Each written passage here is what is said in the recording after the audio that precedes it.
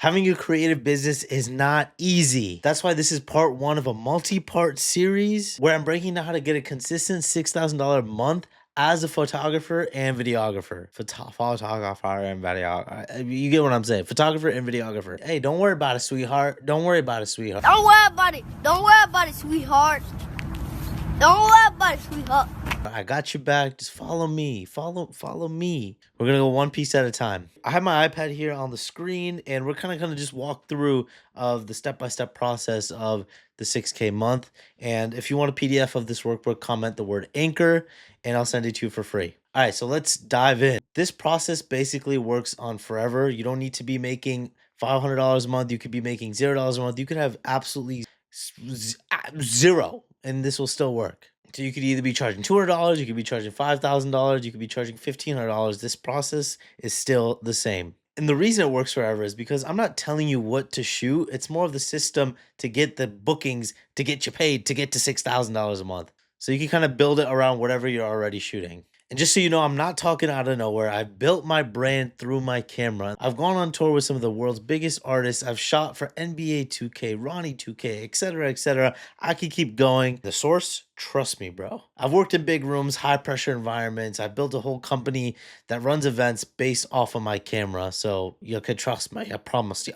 So who is this system built around? It's for somebody who's either trying to go full-time or is just trying to get every weekend booked out. So you have a full-time job and you want to get your weekends booked out. So you could either be a beginner or you could be an advanced person. As long as you're under this $6,000 a month kind of threshold, it's irrelevant.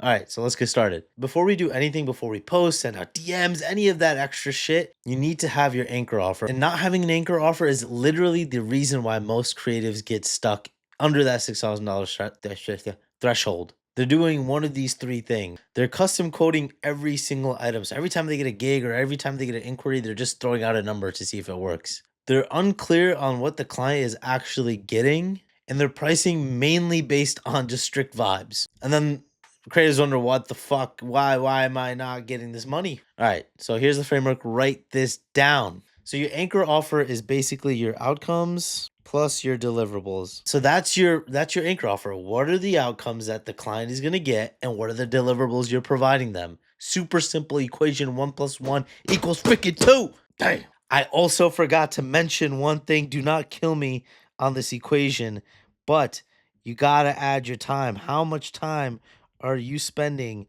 on this project? So it's the outcomes plus the times plus the deliverables equal your anchor offer. That's it. That's the whole thing. That's the whole shebang bang. So now this is kind of step 2 on figuring out your anchor offer and what you can do here. So we're going to draw a matrix. Oh, that's not a line. So we got our matrix here, right? So we got easy to sell, hard to sell, profitable, and then not profitable. I want you to basically list your services inside this matrix. So for example, right, weddings, events, portraits, club recaps, graduation shoots, your freaking mom's 30th birthday party, brand content, whatever you do, just put it in this matrix. And that's the important part here, right? So artist recaps, right? I go to a concert, I shoot the video, I'm getting paid $700-800 for a recap, right? For something local. If it's something a little farther away, it's different, right? So it's, for me, it's easy to sell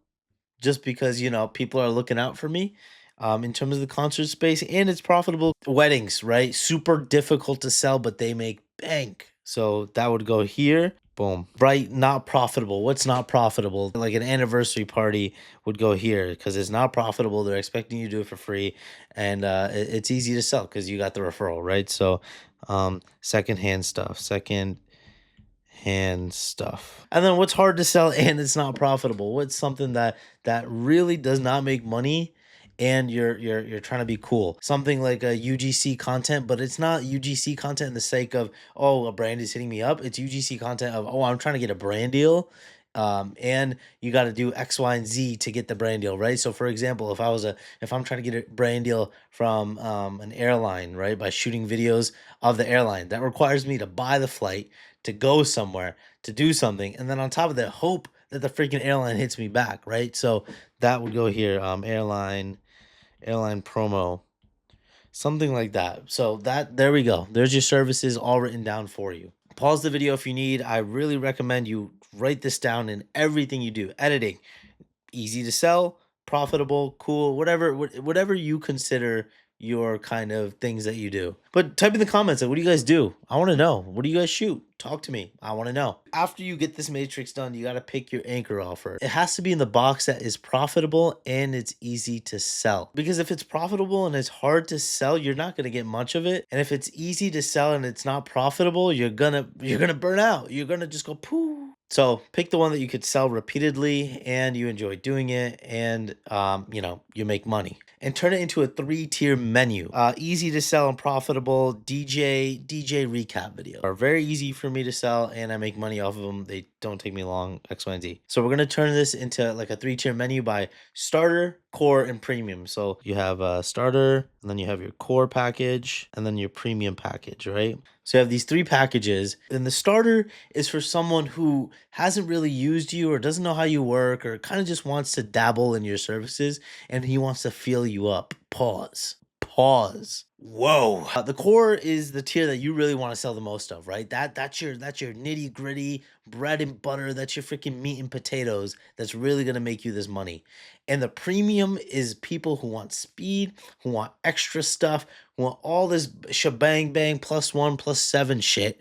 That's really gonna end up stacking up. And if you get that one premium client and they want this add-on and this add-on and this add-on, this add-on, you get the point. It's gonna stack up. So, for example, for a photographer, right? So, maybe a starter is 30 minutes of a shoot, 15 edited photos, and a 72-hour turnaround time. Kind of is gonna get you foot in the door. Maybe it's $300, just 30-minute shoot, bang, you got the photos, get it done and over with. Your core package might be an hour shoot, 40 edited photos, and a 48 turnaround time. So real quick, bang, 2 days out, done. And your premium package is going to be a 90-minute shoot, let's just say 60 different photos and a 24-hour speedy turnaround time, next day delivery type shit. For a videographer, your core package could be like a 60 to 90-minute on-site shooting time, 3 to 5 short form clips plus kind of a recap, and then your turnaround time is your leverage. Fast turnaround is what fucking sells. So now you're gonna rank your qualities. Like, what do you have as a human being? And I want to know in the comments. Make sure you comment. Like, what are your traits, man? What you got? Like, I'm always looking out for people to hire too. So if you got something that I'm looking for, you're best believe you're about to get a DM from me.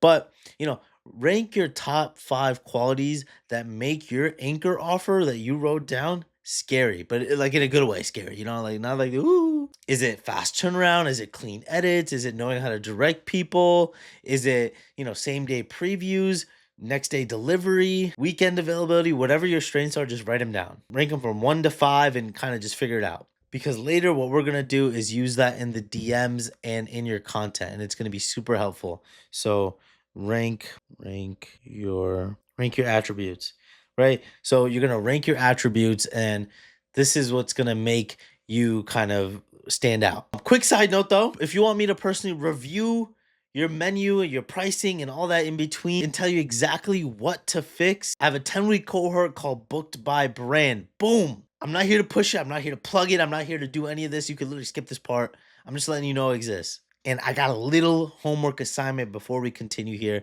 I need you to write down your anchor offer and your 5 strengths and type them in the comments. What are they? What do you do? And in the next video, I'm going to show you how to turn this anchor offer into proof, into a portfolio that actually freaking sells and makes you money. And that makes your DMs hit like way harder than, any DMs that you've sent to any girl. Yeah, that's right. That being said, if you want to know how to DM people, watch this video right here.